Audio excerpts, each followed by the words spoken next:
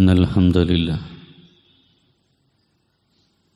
نحمده ونستعينه ونستهديه ونستغفره ونعوذ بالله من شرور أنفسنا ومن سيئات أعمالنا من يهده الله فلا مضل له ومن يضلله فلا هادي له أشهد أن لا إله إلا الله وأشهد أن محمدا عبده ورسوله أرسله بالهدى ودين الحق ليظهره على الدين كله ولو كره المشركون اللهم صل على محمد وعلى آل محمد كما صليت على إبراهيم وعلى آل إبراهيم إنك حميد مجيد اللهم بارك على محمد وعلى آل محمد كما باركت على إبراهيم وعلى آل إبراهيم إنك حميد مجيد أما بعد فإن خير الكلام كلام الله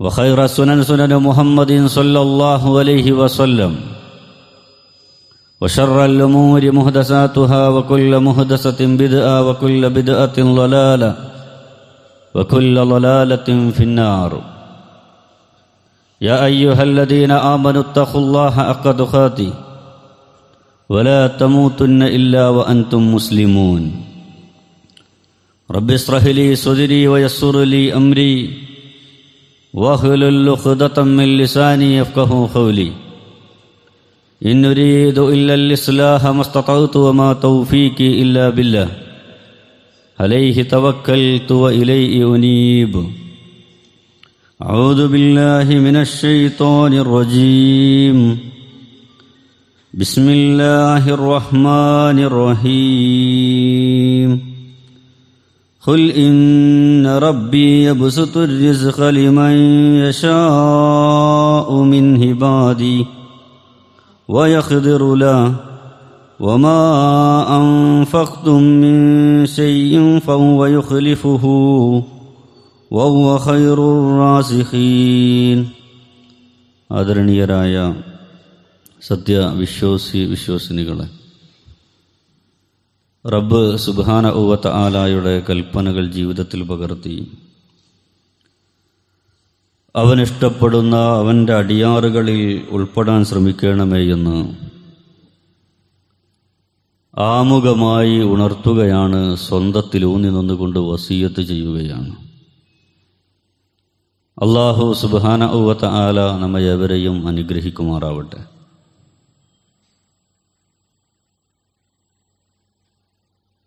ഉമ്മത്ത് മുസ്ലിമയെ സംബന്ധിച്ചിടത്തോളം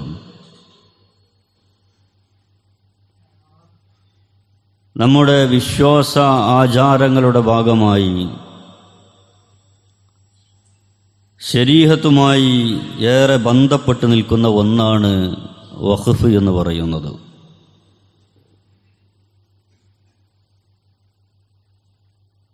ഞാനും നിങ്ങളും നമസ്കരിച്ചു കൊണ്ടിരിക്കുന്ന മസ്ജിദുകൾ, നമ്മൾ പഠിക്കുകയും നമ്മുടെ മക്കൾ പഠിച്ചുകൊണ്ടിരിക്കുകയും ചെയ്യുന്ന നിരവധിയായ മദ്രസകൾ, നമുക്ക് വേണ്ടപ്പെട്ട നമ്മുടെ സ്വന്തം ബന്ധുക്കൾ അന്തി ഉറങ്ങിക്കൊണ്ടിരിക്കുന്ന ഖബർസ്ഥാനുകൾ, രാജ്യത്തിൻ്റെ വിവിധങ്ങളായ പ്രദേശങ്ങളിൽ സംവിധാനിച്ചു വെച്ചിട്ടുള്ള മഖ്ബറകളും മക്തബകളും, നിരവധിയായ നിർമ്മിതികളെ കൊണ്ട് ആതുരാലയങ്ങളും വിദ്യാഭ്യാസ സ്ഥാപനങ്ങളുമായി സമൂഹത്തിന് വെളിച്ചം പകർന്നുകൊണ്ട് നിലനിൽക്കുന്ന നിരവധിയായിട്ടുള്ള സ്ഥാപനങ്ങൾ,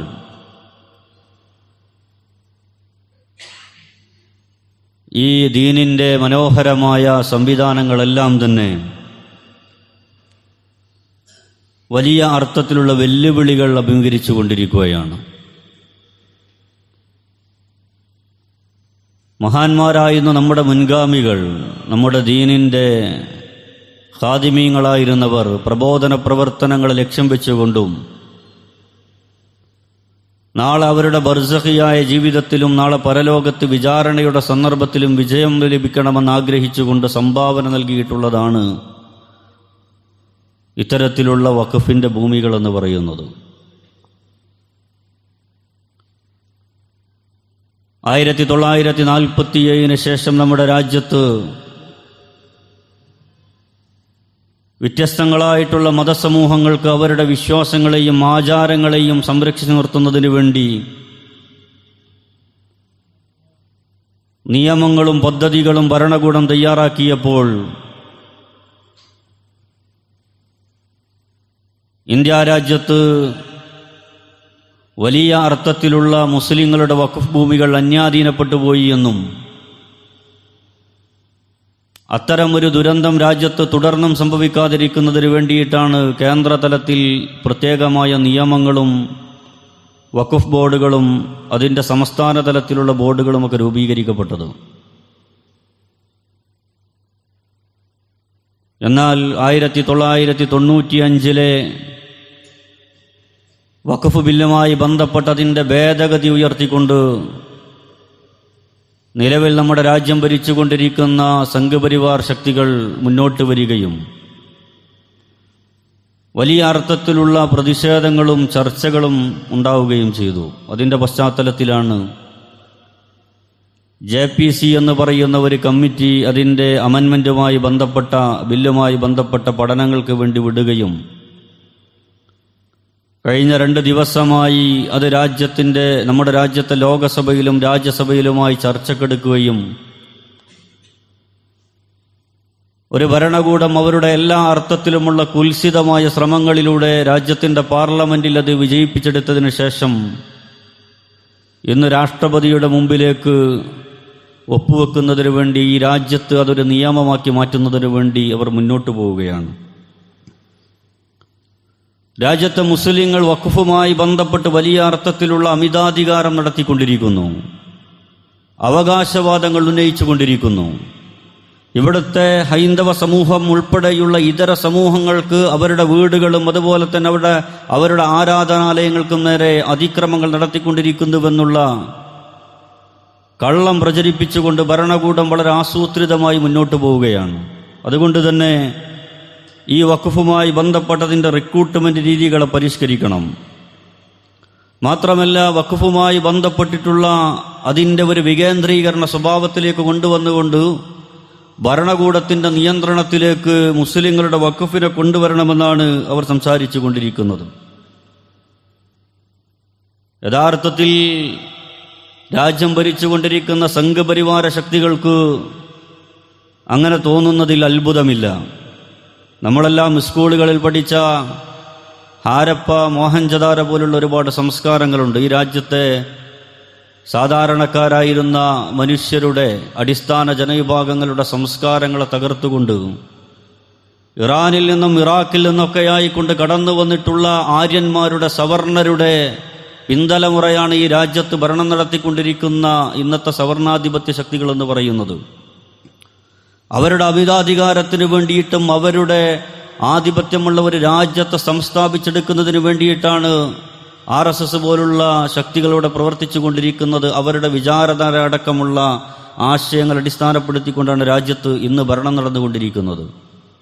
പ്രിയപ്പെട്ടവരെ, നമ്മൾ മനസ്സിലാക്കേണ്ടുന്നത് 3/4 നൂറ്റാണ്ട് കാലമായി ഖുദ്സിന്റെ വിമോചനവുമായി ബന്ധപ്പെട്ട് പോരടിച്ചു കൊണ്ടിരിക്കുന്ന ഒരു ജനതയുണ്ട്.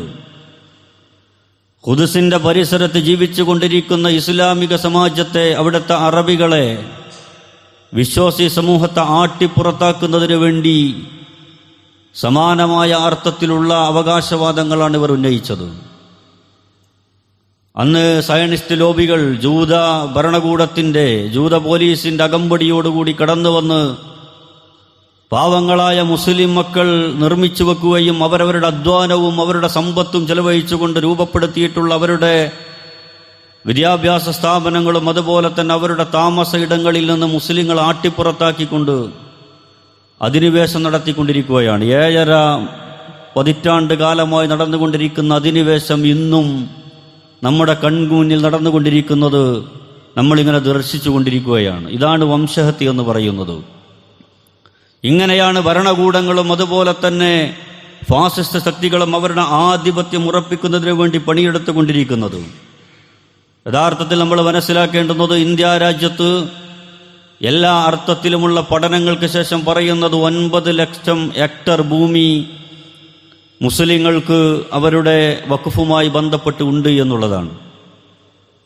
ഇന്ത്യ രാജ്യത്തെ കരസേനയുമായി ബന്ധപ്പെട്ട് അതിനുശേഷം വരുന്ന, അതുപോലെ തന്നെ ഇവിടുത്തെ ഇതര സംവിധാനങ്ങളുമൊക്കെയായി ബന്ധപ്പെട്ട്, റെയിൽവേയുമൊക്കെയായി ബന്ധപ്പെട്ട് നിലനിൽക്കുന്നതിനേക്കാൾ അപ്പുറം 3-ാം സ്ഥാനത്ത് നിൽക്കുന്നത് മുസ്ലിങ്ങളുടെ ഭൂമിയുമായി ബന്ധപ്പെട്ട വഖഫിന്റെ ആധിപത്യമാണ് എന്നുള്ളത് സംഘപരിവാര ശക്തികളുടെ ദുഷ്പ്രചരണമാണ്. ഇനി അത് വാദത്തിന് വേണ്ടി അംഗീകരിച്ചു കൊടുത്താൽ തന്നെയും എങ്ങനെയാണ് മുസ്ലിങ്ങൾക്ക് ഇത്രമേൽ ആധിപത്യവും അതുപോലെ തന്നെ അവരുടെ വഖഫുമായി ബന്ധപ്പെട്ടിട്ടുള്ള ഭൂമിയും ലഭിച്ചിട്ടുള്ളത്? ആരാണ് ഈ വഖഫ് നൽകിയിട്ടുള്ളത്? എന്താണ് ഇസ്ലാമിക സമൂഹത്തെ സംബന്ധിച്ചിടത്തോളം വഖഫ് എന്ന് പറയുന്നത്? ഞാനും നിങ്ങളും വിശ്വസിച്ചിട്ടുള്ള ലാ ഇലാഹ ഇല്ലല്ലാഹ് മുഹമ്മദുർ റസൂലുള്ളാഹ് എന്നുള്ള കലിമത്ത് തൗഹീദിനോടുള്ള ആ ഒരു അടങ്ങാത്ത നമ്മുടെ വിശ്വാസത്തിന്റെ ദാർഢ്യത കൊണ്ട്, ആ ഒരു വിശ്വാസവും ആ ഒരു ഈമാനും നമുക്ക് പകർന്നു നൽകിയിട്ടുള്ള തർബിയത്തിന്റെയും തസ്കിയത്തിന്റെയും അടിസ്ഥാനത്തിൽ ഒരു വിശ്വാസിക്ക് മനസ്സിന് ലഭ്യമാകുന്ന ഒരു ധന്യതയുണ്ട്. ആ ധന്യതയിൽ നിന്നാണ് അവരവർ ലഭിച്ചിട്ടുള്ള അവൻ്റെ പ്രധാനപ്പെട്ട വിഭവങ്ങളിൽ നിന്ന് വഖഫായി വലിയ അർത്ഥത്തിലുള്ള സമ്പാദ്യങ്ങൾ മാറ്റിവെച്ചിട്ടുള്ളത്. അകാരണമായി അതല്ലെങ്കിൽ അന്യായമായി ഒരു മനുഷ്യന്റെ ഭൂമിയെ അപഹരിക്കുക എന്ന് പറയുന്നത് ഒരു മുസ്ലിമിനെ സംബന്ധിച്ചിടത്തോളം ഒരിക്കലും ചെയ്യാൻ പാടില്ലാത്ത സംഗതിയാണ്. പ്രിയപ്പെട്ടവരെ, നമ്മൾ മനസ്സിലാക്കേണ്ടുന്നത്, മഹാനായിരുന്ന റസൂൽ കരീം സല്ലല്ലാഹു അലൈഹി വസല്ലമ ഇസ്ലാമിക സമാജത്തെ പഠിപ്പിച്ചിട്ടുള്ള ഒരു സംഗതിയാണ്, വലാ തസുഹു സ്വലാത്ത ഫിൽ അർളി മഅസൂബ. ഒരു മനുഷ്യൻ അന്യായമായി പിടിച്ചടക്കപ്പെട്ട ഒരു ഭൂമിക്കകത്ത് അയാൾ ജീവിക്കുന്നത് ഹറാമായ ആ മനുഷ്യൻ ഈ ഭൂമിയിൽ ഹലാലായിട്ട് അദ്ദേഹത്തിന്റെ വിഭവമായി ലഭിച്ചിട്ടുള്ളതല്ലാതെ മറ്റൊരുത്തൻ്റെത് അകാരണമായി കയ്യേറിയിട്ടുണ്ട് എങ്കിൽ അവിടങ്ങളിൽ അവൻ നിർവഹിച്ചു കൊണ്ടിരിക്കുന്ന ആരാധനകൾ അതുപോലെയുള്ള സംവിധാനങ്ങളൊന്നും സ്വീകരിക്കപ്പെടില്ല എന്നുള്ളതാണ്. അതുകൊണ്ട് തന്നെയാണ് റസൂലുള്ളാഹി സ്വല്ലല്ലാഹു അലൈഹി വസല്ലം വീണ്ടും പഠിപ്പിക്കുന്നത്, ഒരു മനുഷ്യനെ സംബന്ധിച്ചിടത്തോളം അവന്റെ സമ്പത്തിൽ ഹറാമായതൊന്നും വരാൻ പാടില്ല എന്നുള്ളതാണ്. കുല്ലു ജസദിൻ നബത ഹലൽ ഹറാമിൻ നാറു ഔലാ ബിഹി. ഒരു മനുഷ്യൻ ഹറാമിലൂടെയാണ് അവന്റെ ശരീരവും അവന്റെ സമ്പാദ്യവും എന്നുണ്ട് എങ്കിൽ അവന്റെ ശരീരം ഏറ്റവും കൂടുതൽ ഫിറ്റാകുന്നത് നരകത്തിനാണ് എന്ന് റസൂലുള്ളാഹി സ്വല്ലല്ലാഹു അലൈഹി വസല്ലമ നമ്മെ പഠിപ്പിക്കുന്നുണ്ട്.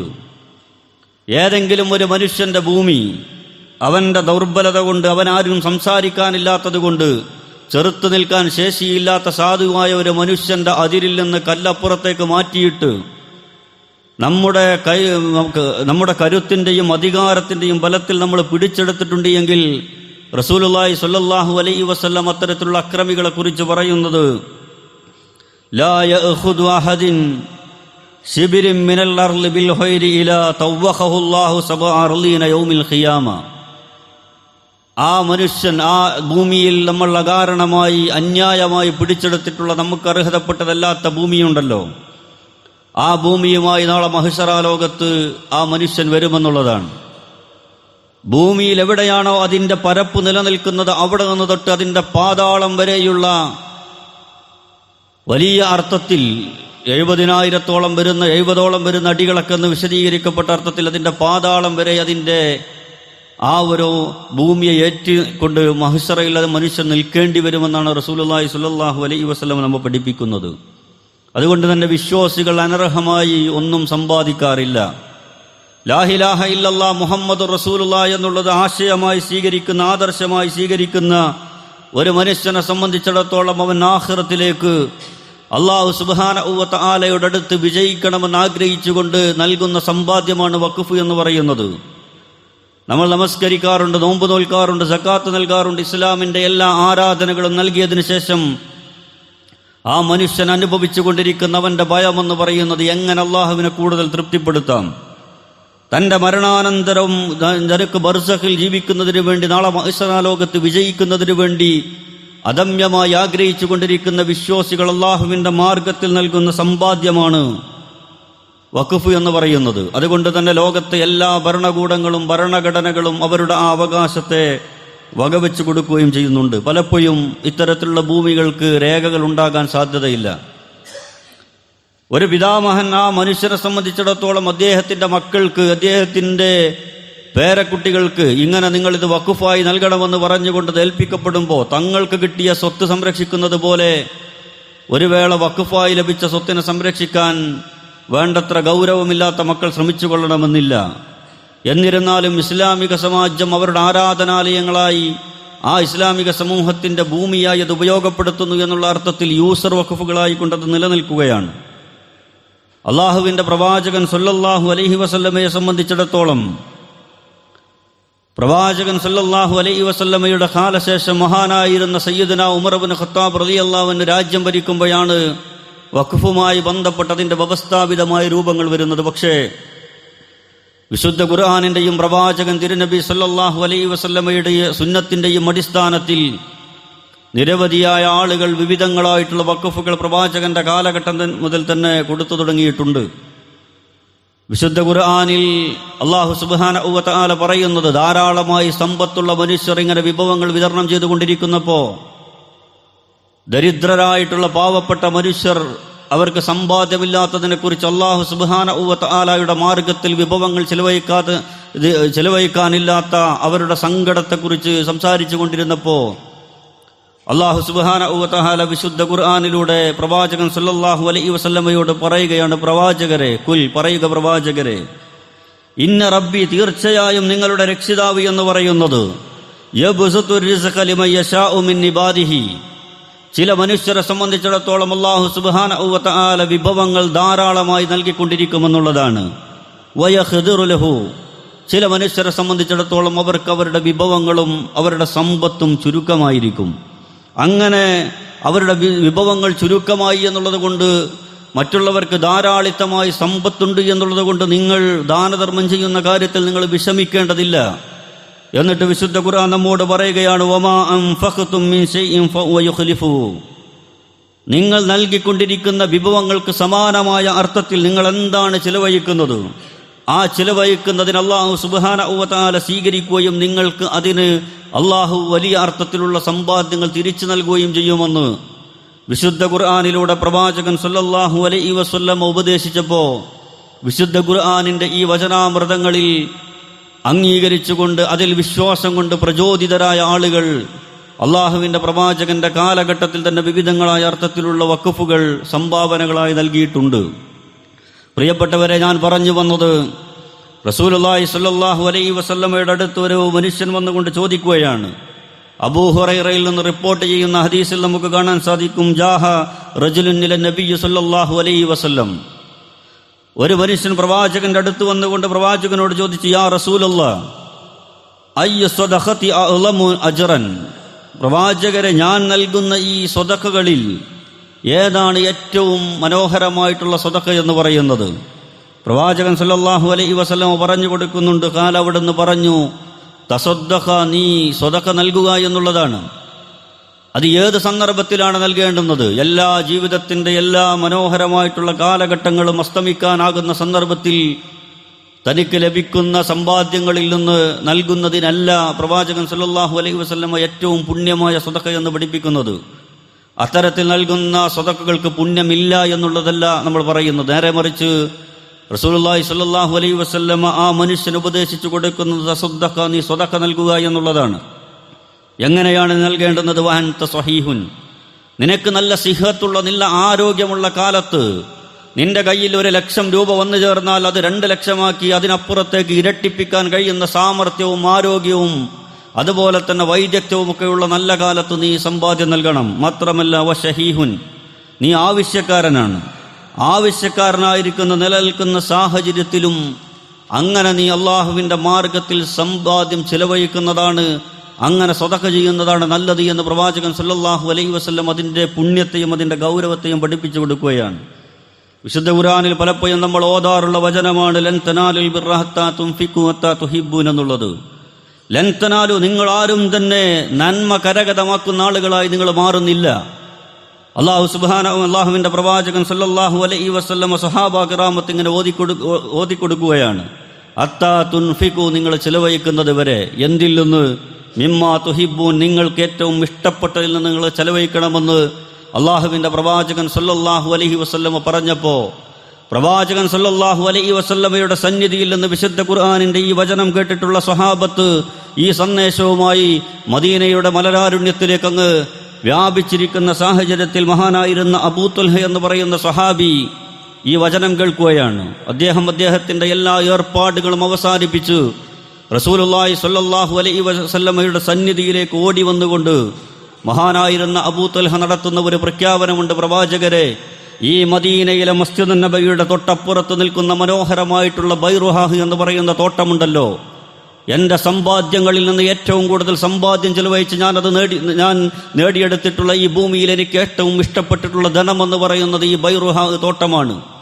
ഈ ബൈറുഹാഹ് തോട്ടത്തിൻ്റെ പച്ചപ്പിലേക്ക് നിരവധിയായ സ്വഹാബത്ത് വന്നുകൊണ്ട് അവിടെ വിശ്രമിക്കുകയും പ്രവാചകൻ സല്ലല്ലാഹു അലൈഹി വസല്ലമ അടക്കമുള്ള ആളുകൾ അതിൻ്റെ ഭംഗി ആസ്വദിക്കുകയും അങ്ങനെ ആളുകൾ അവരുടെ ജീവിതത്തിൽ സന്തോഷം കണ്ടെത്തുന്നതിന് വേണ്ടി അതിൻ്റെ മനോഹാരിതയിൽ പോയിരിക്കുകയും ചെയ്യുന്ന ബൈറുഹാഹിൻ്റെ തോട്ടത്തിൽ നിന്ന് ജലമെടുത്ത് കുടിക്കുകയൊക്കെ ചെയ്യുന്ന മനോഹരമായിട്ടുള്ള ഒരു സംവിധാനമുണ്ട്. ഈ ഭൂമിയിൽ സ്വർഗത്തിന് സമാനമായി നിൽക്കുന്ന എൻ്റെ ബൈറുഹാഹ് തോട്ടമിതാ അല്ലാഹു സുബ്ഹാനഹു വ തആലയുടെ മാർഗത്തിൽ പ്രവാചകരെ ഞാൻ വഖഫ് നൽകുകയാണ് എന്ന് മഹാനായിരുന്ന അബൂ തുൽഹ അവിടെ വെച്ച് പ്രഖ്യാപിക്കുകയാണ്. അബൂ തുൽഹയോട് പ്രവാചകൻ സല്ലല്ലാഹു അലൈഹി വസല്ലം പറയുന്നുണ്ട്: അബൂ തുൽഹ, നിങ്ങൾ നടത്തിയിട്ടുള്ള ഈ കച്ചവടം എന്ന് പറയുന്നത് വലിയ അർത്ഥത്തിലുള്ള ലാഭമുള്ള ഒരു കച്ചവടമാണ്. ഇതിൻ്റെ ലാഭത്തെ നിങ്ങൾക്ക് തിട്ടപ്പെടുത്താൻ കഴിയില്ല എന്ന് അബൂ തുൽഹ റളിയല്ലാഹു അൻഹുവിനോട് പ്രവാചകൻ സല്ലല്ലാഹു അലൈഹി വസല്ലം പറഞ്ഞത് ചരിത്രത്തിൽ രേഖപ്പെട്ട് കിടക്കുന്ന വസ്തുനിഷ്ഠമായിട്ടുള്ള ചരിത്രമാണ്. പ്രിയപ്പെട്ടവരെ, ഇബ്നു ഉമർ റളിയല്ലാഹു അൻഹു കടന്നു വരികയാണ്. അദ്ദേഹം പറയുന്നുണ്ട്, ആ സന്ദർഭത്തിലേക്ക് കടന്നു വന്നുകൊണ്ട് സയ്യിദ് ഇബ്നു ഹാരിസ റളിയല്ലാഹു അൻഹു കടന്നു വന്നു. എന്നിട്ട് അദ്ദേഹം പറഞ്ഞു: പ്രവാചകരെ, എൻ്റെ കുതിരയാണ് എനിക്ക് ഏറ്റവും ഇഷ്ടപ്പെട്ടത്. എൻ്റെ കൂടെ സഞ്ചരിക്കുന്ന എൻ്റെ കുതിരയെ ഞാനിതാ ഇസ്ലാമിൻ്റെ മാർഗത്തിലേക്ക് വഖഫായി നൽകുന്നുവെന്ന്. ഇബ്നു ഉമർ റളിയല്ലാഹു അൻഹു പറഞ്ഞു: റോമക്കാരിയായിട്ടുള്ള ഒരു അടിമ സ്ത്രീ എൻ്റെ വീട്ടിലുണ്ട്. അവരാണ് എൻ്റെ ഏറ്റവും വലിയ സമ്പാദ്യമെന്ന് പറയുന്നത്. ആ റോമക്കാരിയായിട്ടുള്ള സ്ത്രീയെ ഞാനിതാ ഇസ്ലാമിൻ്റെ മാർഗത്തിൽ വിമോചിപ്പിക്കുകയും ദീനിൻ്റെ ഖാദിമത്തായ ഒരു സഹോദരിയായിക്കൊണ്ട് പ്രവാചകരെ ഞാൻ നിങ്ങളിലേക്ക് ഇസ്ലാമിക സമാജത്തിലേക്ക് അവരെ സ്വതന്ത്രമായി വിടുകയും ചെയ്യുന്നു എന്ന് പറയുകയാണ്. ഇങ്ങനെ ആ കാലഘട്ടം തൊട്ട് ഇസ്ലാമിക സമാജത്തിൽ നിന്ന് ആത്മീയമായ പ്രേരണ കൊണ്ട് നാളെ അല്ലാഹു സുബ്ഹാനഹു വ തആലയുടെ അടുത്ത് രക്ഷപ്പെടണമെന്ന അദമ്യമായ ആഗ്രഹത്തോടും വിചാരത്തോടും കൂടി ഗൗരവകരമായ ഒരു ആരാധനയായിക്കൊണ്ട് നമ്മുടെ മുൻഗാമികൾ നൽകിയിട്ടുള്ള സ്വത്താണ് വഖഫ് എന്ന് പറയുന്നത്. ഇത് ഒരു ഭരണകൂടങ്ങൾക്കും ഔദാര്യമായി നൽകിയിട്ടുള്ളതല്ല. ലോകത്ത് ഒരു ഭരണകൂടവും ഇങ്ങനെയുള്ള ഇസ്ലാമിൻ്റെ സ്വത്തിന് നേരെ കടന്നുകയറ്റം നടത്തിക്കൊണ്ടിരിക്കുന്നുമില്ല. ഏതെങ്കിലും ഈ രാജ്യത്തിൻ്റെ നരേന്ദ്രമോദിമാരെയോ അതല്ലെങ്കിൽ ഇവിടുത്തെ സംഘപരിവാരത്തെയോ ആരെങ്കിലും ഭയപ്പെട്ടുകൊണ്ട് നൽകുന്നതല്ല വഖഫ് എന്ന് പറയുന്നത്. അവർക്ക് നൽകിയിട്ടുള്ള സമ്പാദ്യമല്ല, അത് നേരെ മറിച്ച് ഇസ്ലാമിക സമാജത്തിന് വേണ്ടി 50% വരുന്ന പള്ളികളും അതുപോലെ തന്നെ ആരാധനാലയങ്ങളും നമ്മുടെ കേരളത്തിനകത്ത് വഖഫായി നിലകൊള്ളുന്നതാണ്. ഏതെങ്കിലുമൊക്കെ നമ്മുടെ പരിസരത്തെ പള്ളികളുടെ ചരിത്രം എടുത്ത് നിങ്ങൾ പഠിച്ചു നോക്കുക. ആ വഖഫുമായി ബന്ധപ്പെട്ട വലിയ അർത്ഥത്തിലുള്ള അമെൻമെന്റ് ബില്ലുകൾ അവതരിപ്പിക്കുമ്പോൾ വഖഫ് കൈകാര്യം ചെയ്യേണ്ടത് മുസ്ലിങ്ങളാണ് എന്നുള്ളത് നമ്മുടെ വിശ്വാസപരമായിട്ടുള്ള ഒരു കർമ്മമാണ്. പലപ്പോഴും പല ഭരണഘടനാപരമായ പ്രാതിനിധ്യമുള്ള ഉദ്യോഗസ്ഥന്മാർ അമുസ്ലിങ്ങളായിട്ടുള്ള ആളുകൾ അപൂർവമായ സാഹചര്യത്തിൽ അതിൽ പങ്കാളികളായി എന്ന് വരാം. അത് നാടിൻ്റെ നിയമമനുസരിച്ച് അവർക്ക് ഉത്തരവാദിത്തമുള്ളവരാണ്. പക്ഷേ ഇന്ന് കേന്ദ്ര ഗവൺമെൻറ് പുറത്തിറക്കുന്ന വഖഫ് ബില്ലുമായി ബന്ധപ്പെട്ട് പറയുന്നത് 2 പേർ അമുസ്ലിങ്ങളായിട്ടുള്ള ആളുകൾ നിർബന്ധമായി പരിഗണിക്കുകയും അതിനപ്പുറത്തേക്ക് പോവുകയും ചെയ്യാമെന്നുള്ളതാണ്. അതിൻ്റെ ചതി എന്ന് പറയുന്നത് ഈ വരുന്ന 2 പേർ പലപ്പോഴും സംഘപരിവാരത്തെ പ്രതിനിധീകരിക്കുന്ന ഉദ്യോഗസ്ഥന്മാരായിരിക്കും. അതുപോലെ തന്നെ നമ്മുടെ നിരവധിയായിട്ടുള്ള ഭൂമികൾ നഷ്ടപ്പെടാൻ വേണ്ടി പോവുകയാണ്. നേരത്തെ ഞാൻ പറഞ്ഞു, ഇന്ത്യ രാജ്യമെന്ന് പറയുന്നത് മുസ്ലിങ്ങൾ അങ്ങനെ അക്രമം നടത്തി അധീശത്വം നടത്തി നേടിയിട്ടുള്ളതല്ല. മറിച്ച് ഇന്ത്യയിലെ മുസ്ലിം ഭരണാധികാരികളെ സംബന്ധിച്ചിടത്തോളം അവരുടെ ചരിത്രമെടുത്ത് പരിശോധിച്ചാൽ, ഒരു 1000 വർഷത്തെ മുസ്ലിങ്ങളുടെ ഭരണനിർവഹണമെടുത്ത് പരിശോധിച്ചാൽ മനോഹരമായ നിർമ്മിതികൾ ഈ രാജ്യത്തുണ്ടായിട്ടുണ്ട്. മുസ്ലിം ഉമ്മത്ത് മനസ്സിലാക്കേണ്ടുന്നത് ഈ രാജ്യത്ത് കന്യാകുമാരി മുതൽ കാശ്മീർ വരെയുള്ള നമ്മുടെ ഈ രാജ്യത്തിൻ്റെ സഞ്ചാരത്തിനിടയിൽ നിരവധിയായിട്ടുള്ള മഖ്ബറകളും മക്തബുകളും മനോഹരമായ നിർമ്മിതികളും നമുക്ക് കാണാൻ സാധിക്കും. ഉത്തരേന്ത്യയിൽ നിന്ന് ഉത്തർപ്രദേശ് അടക്കമുള്ള ഡൽഹി അടക്കമുള്ള ഉത്തരേന്ത്യയുടെ വിവിധങ്ങളായ പ്രദേശങ്ങളിലൂടെ നിങ്ങൾ യാത്ര ചെയ്താൽ നമ്മുടെ നാട്ടിലെ റവന്യൂ ഓഫീസുകളും അതുപോലെ തന്നെ താലൂക്ക് ഓഫീസുകളും അതുപോലെ തന്നെ അവിടുത്തെ കോടതികളും രജിസ്ട്രാർ ഓഫീസുകളുമൊക്കെയായി നിലകൊള്ളുന്ന അവിടുത്തെ തദ്ദേശ സ്വയംഭരണ സ്ഥാപനങ്ങളുമൊക്കെയായി നിലകൊള്ളുന്ന നൂറ്റാണ്ടുകളുടെ പഴക്കമുള്ള ബിൽഡിങ്ങുകളുണ്ട്. ആ ബിൽഡിങ്ങുകൾ എന്ന് പറയുന്നത് ഇവിടുത്തെ മുസ്ലിം ഭരണാധികാരികൾ അവർ മനോഹരമായി നിർമ്മിച്ചു നൽകിയിട്ടുള്ള നിർമ്മിതികളാണ് എന്ന് തിരിച്ചറിയാൻ നമുക്ക് സാധിക്കേണ്ടതുണ്ട്. തമിഴ്നാട്ടിലെ ആക്കോട് നവാബുമാർ, ആന്ധ്രയിലെ നൈസാമുമാർ, മൈസൂരിലെ സുൽത്താൻമാർ, തുഗ്ലക് വംശം, ഖിൽജി വംശം, എത്ര മുസ്ലിം ഭരണാധികാരികളെക്കുറിച്ച് നമ്മൾ പഠനം നടത്തിയിട്ടുണ്ട്. ഉദാരതയുടെ ഉന്നതമായിട്ടുള്ള മാതൃക കാണിച്ച് അവരെല്ലാം തന്നെ നിരവധിയായിട്ടുള്ള ഭൂമികൾ ഈ സമൂഹത്തിന് വഖഫായി നൽകിയിട്ടുണ്ട്. 1947 ഓഗസ്റ്റ് 15 ഈ രാജ്യം സ്വതന്ത്രമായപ്പോൾ വെട്ടിമുറക്കപ്പെട്ട ഈ രാജ്യത്തു നിന്ന് നിരവധിയായിട്ടുള്ള സഹോദരന്മാർ പാകിസ്ഥാനിലേക്ക് പോയിട്ടുള്ള സാഹചര്യത്തിൽ അള്ളാഹുവിൻ്റെ മാർഗത്തിൽ വഖഫായിക്കൊണ്ട് ഇസ്ലാമിക സമാജത്തിന് നൽകിയിട്ടുള്ള ഒരുപാട് ഭൂമികളുണ്ട്. പലപ്പോഴും ആ ഭൂമികളെല്ലാം തന്നെ നൂറ്റാണ്ടുകളായി നിലനിൽക്കുന്നുവെന്ന് പറയുമ്പോൾ നമ്മുടെ നാട്ടിലെ സംവിധാനങ്ങൾ രൂപപ്പെട്ടു വന്നത് സമീപകാലത്താണ്. 1, 2 നൂറ്റാണ്ടിൻ്റെ പഴക്കമുള്ള അതുമായി ബന്ധപ്പെട്ട ഭൂപരിഷ്കരണമടക്കമുള്ള നിയമങ്ങളിലൂടെ ഭൂമിയുടെ ഉത്തരവാദികളായി മാറിയിട്ടുള്ള ഇന്നത്തെ കാലത്ത് പോലെ വ്യവസ്ഥാപിതമായ രജിസ്ട്രേഷൻ സംവിധാനങ്ങൾ അന്നുണ്ടായിക്കൊള്ളണമെന്നില്ല. പക്ഷേ മുസ്ലിങ്ങൾ അവരുടെ പള്ളികളായി, അവരുടെ ആരാധനാലയങ്ങളായി, അവരുടെ വിദ്യാഭ്യാസ സ്ഥാപനങ്ങളായി ഉപയോഗിച്ചു കൊണ്ടിരിക്കുന്നു എന്നുള്ളത് കൊണ്ടാണ് വഖഫുമായി ബന്ധപ്പെട്ട് അത് ഒരു വലിയ അർത്ഥത്തിൽ യൂസർ വഖഫ് എന്നുള്ള നിയമത്തിൻ്റെ പ്രാബല്യത്തിൽ നമ്മൾ മുന്നോട്ട് പോയത്. ഇമ്രാൻ മസൂദ് എന്ന് പറയുന്ന ഒരു MP അദ്ദേഹം പറയുന്നുണ്ട്, അദ്ദേഹം JPC-യുടെ മെമ്പറായിരുന്നു. അദ്ദേഹം ഈ വസ്തുതകളെയും ചർച്ചകളെയും ഒക്കെ വിലയിരുത്തിക്കൊണ്ട് പറയുന്നത് വഖഫുമായി ബന്ധപ്പെട്ട എല്ലാ സംരക്ഷണങ്ങളും എടുത്തു പോവുകയും പകുതിയിലധികം വരുന്ന ഭൂമി മുസ്ലിം സമൂഹത്തിന് നഷ്ടപ്പെട്ടു പോവുകയും ചെയ്യുന്ന ഒരു സാഹചര്യം സംജാതമാകാൻ പോകുന്നു എന്നുള്ളതാണ്. ക്രിസ്ത്യൻ വിഭാഗവുമായി ബന്ധപ്പെട്ട് അവർക്ക് അവരുടെ ചർച്ചുകളെ ഏകീകരിക്കുന്നതിന് രാജ്യത്ത് ഇങ്ങനെ ഒരു നിയമമില്ല. നേരെ മറിച്ച് ഹിന്ദുക്കൾക്ക് ദേവസ്വം ബോർഡ് എന്നതുപോലെ തന്നെ മുസ്ലിങ്ങൾക്ക് വഖഫ് ബോർഡ് എന്ന് പറയുന്ന സംവിധാനമുണ്ട്. പക്ഷേ ദേവസ്വം ബോർഡിനകത്ത് നിയമസഭയിൽ നിന്നുള്ള സാമാജികന്മാരെ സ്ഥാപിക്കുന്നതുമായി ബന്ധപ്പെട്ട് ആ മനുഷ്യരെ സംബന്ധിച്ചിടത്തോളം അവരുടെ പ്രായോഗികമായ വിശ്വാസപരമായിട്ടുള്ള സംഗതികളെക്കുറിച്ച് വലിയ അർത്ഥത്തിൽ സമരം നടത്തിയിട്ടുള്ള നാടാണ് നമ്മുടെ നാട് എന്ന് പറയുന്നത്. അമുസ്ലിമായിട്ടുള്ള ഹിന്ദുവായിട്ടുള്ള ഒരു സഹോദരൻ ഒരിക്കലും വഖഫ് ഇവിടുത്തെ ദേവസ്വം ബോർഡിൽ വരരുത് എന്ന് പറഞ്ഞുകൊണ്ട് വലിയ അർത്ഥത്തിലുള്ള സമരങ്ങൾ നടന്ന നാട്ടിൽ മുസ്ലിം സമൂഹത്തെ സംബന്ധിച്ചിടത്തോളം അവരുടെ വഖഫ് കൈകാര്യം ചെയ്യുന്നിടത്ത് മുസ്ലിങ്ങളല്ലാത്തവർക്ക് പ്രാതിനിധ്യം നൽകണമെന്ന് വഖഫ് ട്രൈബ്യൂണലിൻ്റെ അധികാരങ്ങൾ എടുത്തു കളഞ്ഞുകൊണ്ട് റവന്യൂ ഭൂമിയുമായി ബന്ധപ്പെട്ടും അതുപോലെ തന്നെ കലക്ടറുമായി ബന്ധപ്പെട്ടും അതിൻ്റെ ഉത്തരവാദിത്തങ്ങൾ കൈമാറുമ്പോൾ വഖഫ് ട്രൈബ്യൂണലിൻ്റെ എല്ലാ അർത്ഥത്തിലുമുള്ള അധികാരങ്ങൾ എടുത്തു കളയുമ്പോൾ നമ്മുടെ MP-മാരിൽ നിന്ന് MLA-മാരിൽ നിന്ന് നമ്മുടെ നാട്ടിലൊക്കെ മഹല്ലുകൾ ഭരിച്ചുകൊണ്ടിരിക്കുന്ന മുത്തവല്ലിമാരുടെ സംഘങ്ങളിൽ നിന്നൊക്കെ 2 വീതം ആളുകൾ ഈ വഖഫ് ബോർഡുമായി ബന്ധപ്പെട്ട് പ്രതിനിധികളാവാറുണ്ട്. അവരെല്ലാം തന്നെ മുസ്ലിങ്ങളാകണമെന്നുള്ളത് കണിശമായ നിർബന്ധമാണ്. നമ്മുടെ ശരീഅത്തുമായി ബന്ധപ്പെട്ടതാണ്, നമ്മുടെ രാജ്യത്തിൻ്റെ നിയമവുമായി ബന്ധപ്പെട്ടതാണ്. പുതിയ വഖഫ് നിയമ അമെൻമെൻറ്റ് ബില്ലെന്ന് പറയുന്നത് ഇതെല്ലാം തന്നെ എടുത്തു കളയുകയാണ്.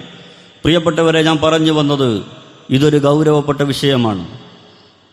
CAA-യുടെയും NRC-യുടെയും ഘട്ടത്തിൽ നമ്മളെല്ലാം തന്നെ നമ്മുടെ വീട് വിട്ട് പുറത്തിറങ്ങിയിട്ടുണ്ട്. നമ്മുടെ തെരുവുകളെ നമ്മൾ വീണ്ടെടുത്തിട്ടുണ്ട്. അതിൻ്റെ കാരണമെന്ന് പറയുന്നത് നമ്മുടെ കച്ചവട സ്ഥാപനങ്ങളും നമ്മുടെ വീടുകളും നമ്മുടെ തലമുറകൾക്ക് വേണ്ടി നമ്മൾ സമ്പാദിച്ചു വെച്ചിട്ടുള്ള സമ്പാദ്യങ്ങളും നഷ്ടപ്പെട്ടുകൊണ്ട് ഈ രാജ്യത്ത് ഒരു സിറ്റിസൺഷിപ്പ് അമെൻമെൻറ്റ് ആക്ട് വരുന്ന സാഹചര്യത്തിൽ നമ്മൾ ഈ പിറന്ന നാട്ടിൽ നിന്ന് ആട്ടിപ്പുറത്താക്കപ്പെടുമോ എന്നുള്ള ഭയമായിരുന്നു. അതിനുശേഷം ആരാധനാലയങ്ങളുമായി ബന്ധപ്പെട്ട നിയമങ്ങളുമായി ബന്ധപ്പെട്ട കയ്യേറ്റം രാജ്യത്ത് നടന്നു. ഇന്ന് വലിയ അർത്ഥത്തിൽ മുത്തലാഖുമായി ബന്ധപ്പെട്ട സംഗതികൾ നടന്നു. നമ്മുടെ മക്കളുടെ വിവാഹപ്രായവുമായി ബന്ധപ്പെട്ട് ഇസ്ലാമിക സമൂഹത്തിനെതിരെ വലിയ അർത്ഥത്തിലുള്ള ആക്രമണങ്ങളുണ്ടായി. ഇന്നിതാ അള്ളാഹുവിൻ്റെ ഭൂമിയുമായി ബന്ധപ്പെട്ട് അള്ളാഹു സുബ്ഹാനഹു വ തആലക്ക് വഖഫ് നൽകിയിട്ടുള്ള ഏറ്റവും പവിത്രമായ നമ്മുടെ ആരാധനാലയങ്ങളുമായി ബന്ധപ്പെട്ട് വലിയ ഒരു അതിക്രമം നടന്നുകൊണ്ടിരിക്കുന്നു. പ്രതികരിക്കുക എന്ന് പറയുന്നത് നമ്മുടെ ഉത്തരവാദിത്തമാണ്. മഹാന്മാരായിട്ടുള്ള പ്രവാചകന്മാർ, സിദ്ദീഖീങ്ങൾ, ശുഹദാക്കൾ, നമ്മുടെ മുൻഗാമികൾ ഈ ആദർശത്തിനു വേണ്ടി, ഈ ലാ ഇലാഹ ഇല്ലല്ലാഹയുടെ നിലനിൽപ്പിന് വേണ്ടി ഞാനും നിങ്ങളുമാകുന്ന തലമുറകൾക്ക് ഇസ്ലാമിനെ എത്തിച്ചു നൽകുന്നതിന് വേണ്ടി അവരവരുടെ കാലഘട്ടത്തിൽ അവരുടെ ഉത്തരവാദിത്തങ്ങൾ ഏറ്റെടുത്തുകൊണ്ട് ഇടപെട്ടപ്പോഴാണ് പ്രിയപ്പെട്ടവരെ മനോഹരമായി വിശുദ്ധ ഖുർആൻ പാരായണം ചെയ്തുകൊണ്ട് ആരാധനകൾ നിർവഹിച്ചുകൊണ്ട് നമ്മൾ ഈ ഭൂമിയിൽ മുസ്ലിങ്ങളായി മുസ്ലിമത്തുകളായി എണീറ്റ് നിൽക്കുന്നത്. നമ്മുടെ ഭാവി തലമുറക്ക് ഈ ദീനിനെ കൈമാറ്റം ചെയ്യപ്പെടാൻ വലിയ അർത്ഥത്തിൽ നമ്മുടെ എല്ലാ അർത്ഥത്തിലുമുള്ള ചിഹ്നങ്ങളെയും തൂത്തെറിഞ്ഞുകൊണ്ട് ഇസ്ലാമിക സമൂഹത്തെ വലിയ അർത്ഥത്തിൽ നശിപ്പിക്കുന്നതിന് വേണ്ടി ഈ മുസ്ലിം ഉമ്മത്തിന് നേരെയുള്ള അതിക്രമങ്ങൾ നടന്നുകൊണ്ടിരിക്കുമ്പോൾ നമ്മൾ എണീറ്റ് നിൽക്കുക. അല്ലാഹു സുബ്ഹാനഹു വ തആലയുടെ പള്ളിയും അല്ലാഹുവിൻ്റെ ഭൂമിയും അല്ലാഹു സുബ്ഹാനഹു വ തആല സംരക്ഷിക്കുമെന്നുള്ള നമ്മുടെ വിശ്വാസമാണ്. യമനിലെ ഒരു രാജാവ് അദ്ദേഹം നിർമ്മിച്ചു വെച്ച ആരാധനാലയത്തിലേക്ക് ആളുകൾ വരാതിരുന്നപ്പോൾ വലിയ അർത്ഥത്തിലുള്ള സാമ്പത്തികവും അതുപോലെ തന്നെ വലിയ അർത്ഥത്തിൽ ആഘോഷവും തിമർപ്പിലേക്ക് ഒരു ആരാധനാലയം നിർവഹിച്ചുകൊണ്ട് അദ്ദേഹം കാത്തിരുന്നപ്പോൾ അതിലേക്ക് മനുഷ്യർ ആകർഷിക്കപ്പെടാതിരുന്ന സാഹചര്യത്തിലാണ് കഅബാലയത്തെ തകർക്കുന്നതിന് വേണ്ടി അബ്രഹത്ത് എന്ന് പറയുന്ന രാജാവ് ആനപ്പടയുമായി വന്നത്. അല്ലാഹു സുബ്ഹാനഹു വ തആല ആ ഭൂമിയെ സംരക്ഷിച്ചിട്ടുണ്ട്.